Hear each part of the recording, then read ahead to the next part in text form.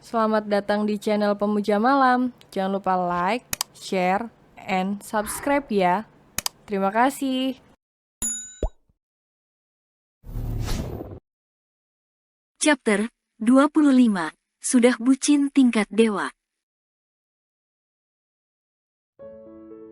Tanpa menunggu lama, anggota keluarga Marcio langsung masuk ke ruangan pemeriksaan karena telah ditunggu oleh sang dokter sejak tadi. Sebelum berangkat, Momi Ivy memang sempat menghubungi dokter kandungan kepercayaan para wanita keluarga Marcio untuk memberitahu perihal kedatangannya, guna memeriksakan keadaan menantu satu-satunya Tuan Besar Gevariel Marcio. Selamat siang Tuan dan Nyonya, sapa sang dokter saat rombongan Momi Ivy memasuki ruangan dengan perawat yang mempersilahkan mereka tadi. Selamat siang dokter, sahut Momi Ivy. Mari silahkan duduk, kata sang dokter lagi untuk mempersilahkan. Terima kasih dok, sahut Momi Ivy.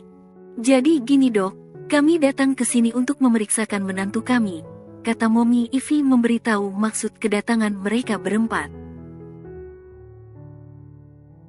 Ah baiklah, mari Nyonya muda, sahut sang dokter dengan ramah dan langsung menggiring Aurel untuk merebahkan tubuhnya ke ranjang pemerikasaan. Tentu saja diikuti oleh Momi Ivy dan juga Gavi, sehingga hanya menyisakan Dedi Geva yang masih duduk di kursinya. Tak lupa dokter meminta perawat untuk menutup gorden guna memberikan privasi untuk sang pasien. Maaf, saya izin untuk membukanya sebentar Nyonya muda, katanya dengan santun saat hendak menyikap sedikit baju yang menutupi perut rata Aurel. Setelah mengatakan izin, sang dokter lalu mengoleskan gek khusus dan mulai menempelkan alat untuk us. Usia kehamilannya sudah memasuki usia sekitar 5 minggu, dan ini kita sudah bisa lihat baby-nya ya moms, kata sang dokter dengan menghentikan gerakan tangannya memutar alat pada satu titik. Janin akan berkembang dari blastosis menjadi embrio ya moms dan ukurannya pun masih diperkirakan sebesar biji wijen untuk saat ini. Papar sang dokter yang dari Nemtek-nya bernama Dewi. Untuk detak jantungnya kita akan bisa mendengarkannya pada pertemuan bulan depan saat usia kehamilan sudah memasuki usia 6-7 minggu. Jelasnya lagi. Gavi yang sedari tadi memegang tangan sang istri semakin mengeratkan genggamannya dengan mata yang berkaca-kaca namun tetap fokus melihat ke arah monitor. Ada perasaan bahagia sekaligus haru yang saat ini dia rasakan. Bahkan untuk menggambarkan secara spesifik apa yang dia rasakan pun seakan tak akan menemukan sebuah kata yang tepat. Pada usia kehamilan saat ini mungkin Nyonya muda akan merasakan gejala seperti kelelahan dan juga mual di pagi hari. Tapi itu adalah hal yang wajar karena saat ini tubuh ibu sedang beradaptasi dengan tumbuhnya janin, kata dokter. Tapi tidak semua, karena kadang kala ada ibu yang tak mengalami itu semua, jadi tiap ibu hamil berbeda, sambungnya. Makanan yang bagus untuk istri saya apa dok? Tanya Gavi. Ikan, telur, daging adalah makanan yang baik dikonsumsi untuk trimester pertama, karena banyak mengandung protein yang dibutuhkan, jawab dokter Dewi. Ikan menjadi sumber protein dan asam lemak omega 3 yang baik untuk perkembangan otak dan sistem saraf janin, terangnya lagi. Selain itu ibu hamil juga bisa mengkonsumsi kacang kedelai, brokoli, susu juga alpukat yang berguna untuk menguatkan kandungan. Dan juga lakukan aktivitas fisik yang teratur serta tolong hindari stres berlebihan, imbuhnya. Apa ada makanan yang harus dihindari dok? Tanya Gavi lagi karena tak ingin terjadi sesuatu pada istri serta calon anaknya. Saat hamil muda tolong hindari makan jeroan, ikan mentah, telur setengah matang, steak setengah matang, buah dan sayuran yang tidak higienis, makan lauk tinggi merkuri, alkohol juga susu mentah, jawab dokter. Apa ada yang ingin ditanyakan lagi? Tanya dokter. Tidak dok, cukup, jawab Gavi. Setelah dokter memberikan resep vitamin serta tambah darah untuk Aurel, kini Gavi beserta yang lainnya pun pergi meninggalkan rumah sakit. Hari ini juga, Aurel langsung diboyong oleh Nyonya dan Tuan Besar Marsio untuk tinggal di kediaman mereka dan tentu saja dengan Gavi yang juga ikut serta. Mana mau putra mereka yang sudah bucin tingkat dewa itu terpisah dari istrinya. Tapi gak itu tak masalah untuk Tuan dan Nyonya Besar Marsio. Justru mereka terlihat sangat bahagia jika putra mereka satunya kembali tinggal satu atap dengan mereka. Bukan tanpa sebab Nyonya Ivana dan Tuan Geva melakukan itu. Kedua pasangan paruh baya yang masih terlihat bugar itu hanya ingin memastikan keadaan menantu serta calon cucu mereka baik saja, tak ingin calon cucu pertama mereka itu kenapa serta kekurangan suatu apapun. Mereka juga ingin semua keinginan ngidam Aurel terpenuhi. Bagi keluarga Marsio, khususnya Tuan Geva dan Nyonya Ivana, Aurel bukan hanya menantu tapi juga merupakan anak putri dari keluarga Marsio. Untuk saat ini, kamu tidak Momi izinkan untuk naik turun menggunakan tangga, kata Momi Ivy. Tapi gunakanlah lift, katanya lagi. Momi tak ingin terjadi sesuatu yang tidak kita semua inginkan jika kamu harus naik turun tangga, sambungnya lagi. Aku setuju sama yang dikatakan Momi, sahut Gavi. Kok sepi? Oma sama Opa kemana Mom? Tanya Gavi saat sama sekali tak melihat keberadaan Oma Cecil dan Opa Gary, bahkan suaranya pun juta tak terdengar. Oma sama Opa lagi tempat Mami Ika dan Papi Gabriel, jawab Momi Ivy. Biasa, Oma dan Opa kan memang walau hanya 1 bulan sekali, tapi Oma dan Opa kalian selalu menyempatkan untuk menginap di sana, imbuhnya yang diangguki oleh Aurel serta Gavi. Memang begitu, Oma Cecil dan Opa Gary selalu menyempatkan untuk menginap di kediaman putra kedua mereka, walau hanya 1 kali dalam sebulan di akhir pekan tentunya. Dan anak dari Gabriel jika akan menginap di kediaman orang tuanya bersama para pasangan serta anak mereka jika sang Oma dan Opa menginap di sana.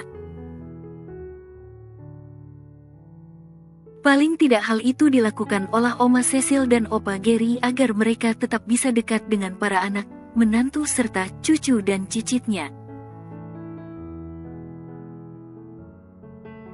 Mereka juga tak ingin jika nantinya ada rasa kecemburuan di hati para anak dan cucunya. Sekarang lebih baik kamu istirahat di kamar, kata Momi Ivy sambil mengelus-surai kepala Aurel dengan lembut dan penuh kasih sayang.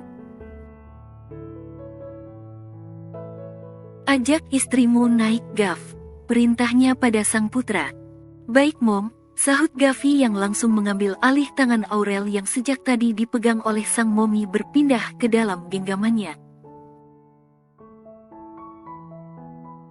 Hah, Momi rasanya senang banget Dad, kata Momi Ivy dengan wajah ceria yang sedari tadi menghiasi wajah cantiknya. Gak cuma Momi, Daddy juga bahagia, sahut Daddy Geva yang ikut mendudukkan tubuhnya di tepi ranjang tepat di sebelah sang istri.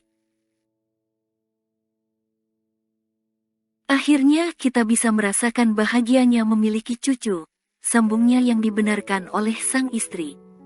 Mereka memang sudah memiliki cucu dari para keponakannya, yaitu anak-anak Gary.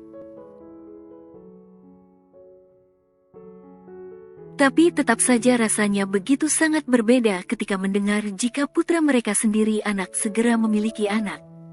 Oh, iya, Mommy mau minta ahli gizi untuk datang ke rumah, biar kita bisa konsultasi tentang makanan apa saja yang baik untuk Aurel dan calon cucu kita.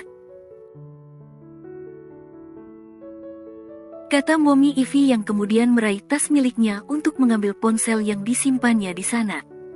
Kalau bisa sore ini juga sudah datang ke rumah Mom, kata Daddy Geva karena juga ingin yang terbaik untuk membantu dan cucunya. Aku sudah gak sabar ingin melihat bagaimana reaksi Mama dan Papa jika mengetahui kabar kehamilan Aurel, kata Mommy Ivy. Mereka pasti seneng banget kayak kita, imbuhnya yang diangguki oleh Daddy Geva. Mereka, yaitu keluarga Marcio, memang tak pernah menuntut agar Aurel lekas hamil, walau sebenarnya mereka begitu berharap hal itu, apalagi Gavi merupakan putra mahkota keluarga Marcio. Apa lebih baik aku telpon saja ya Dad, untuk memberitahu Mama dan Papa, tanya Mommy Ivy yang seolah tak sabar untuk segera menyampaikan kabar baik ini. No, jangan Mom, cegah Daddy Geva. Jangan ganggu waktu Mama dan Papa untuk Gabriel dan anak cucunya, sambungnya lagi. Daddy benar, kata Mommy Ivy. Karena kalau sampai Mommy Ivy benar menelpon dan mengabarkan hal ini, sudah dapat dipastikan kalau Oma Cecil dan Opa Gary akan langsung pulang ke rumah untuk bertemu Aurel dan Gavi, untuk mendengar kabar bahagia ini secara langsung. Juga untuk mengucapkan selamat tentunya, dan Daddy Geva tak ingin itu terjadi, biarlah orang tuanya menikmati waktunya bersama anak dan cucunya yang lain. Keesokan harinya, Aurel yang sudah tidak bekerja dan ditinggal sang suami untuk ke kantor diajak sang Mommy untuk menghabiskan waktu dengan menonton acara televisi sambil sesekali berbincang. Tak ada kegiatan lain yang kedua wanita yang sama menjabat sebagai menantu keluarga Marcio itu, jadi mereka isi dengan bersantai saja. Toh finansial mereka juga tak akan kekurangan kalau menilik bisnis keluarga itu yang semakin menggurita. Saat kedua wanita beda generasi sedang asik dengan kegiatan mereka, Oma Cecil yang baru kembali dari kediaman putra bungsunya bersama Opa Gary sedikit mengerutkan keningnya. Siapa yang sedang tertawa dengan Ivy? Tanya Oma Cecil dengan setengah bergumam namun masih saja terdengar di telinga sang suami yang memang jaraknya dekat. Daripada penasaran, lebih baik kita langsung masuk saja Ma dan lihat ada siapa di rumah, kata Opa Gary. Opa benar, ayo, ajaknya. Bukannya terlalu tertutup, namun kediaman mereka jarang sekali dikunjungi orang luar. Hanya anggota keluarga Marcio dan kadang ada beberapa kolega yang sengaja berkunjung, itu pun harus memberitahu terlebih dahulu. Aurel, panggil Oma Cecil saat melihat sosok wanita muda yang cantik duduk di samping sang menantu. Oma, Opa, sahut Aurel yang langsung menoleh begitu tadi namanya dipanggil seseorang. Aurel dan Mommy Ivy langsung bergegas berdiri dan menghampiri pasangan parubaya itu untuk menyalaminya secara taksim. Tumben kamu di sini, memangnya gak kerja? Tanya Oma Cecil. Enggak Oma, sahut Aurel. Aurel sudah resign Ma, sambung Mommy Ivy. Resign, kata Oma Cecil dengan menaikkan sebelah alisnya pertanda jika beliau minta penjelasan. Tak mungkin cucu mantunya itu begitu saja keluar dari pekerjaan tanpa ada alasan yang jelas. Mengingat bagaimana Aurel yang kekeh tak mau berhenti dari pekerjaannya ketika Oma Cecil pernah meminta untuk berhenti. Bahkan ketika Aurel diminta untuk memegang kendali perusahaan keluarganya sendiri pun dia tak mau dan masih mempertahankan pekerjaannya.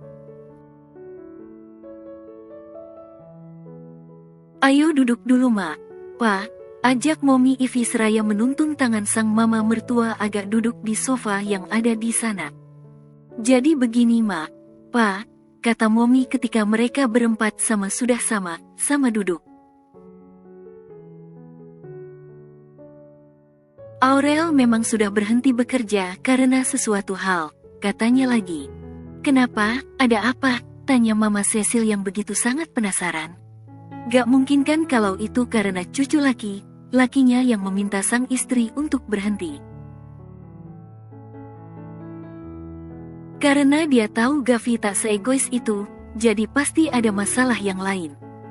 Dengarkan dulu mereka bicara Ma, tegur Opa Gary yang sebenarnya juga tak kalah penasaran. Aurel berhenti bekerja memang keinginannya sendiri, karena saat ini, kata Momi Ivy sedikit menggantung kalimatnya supaya mertuanya itu lebih penasaran dan terasa kejutannya.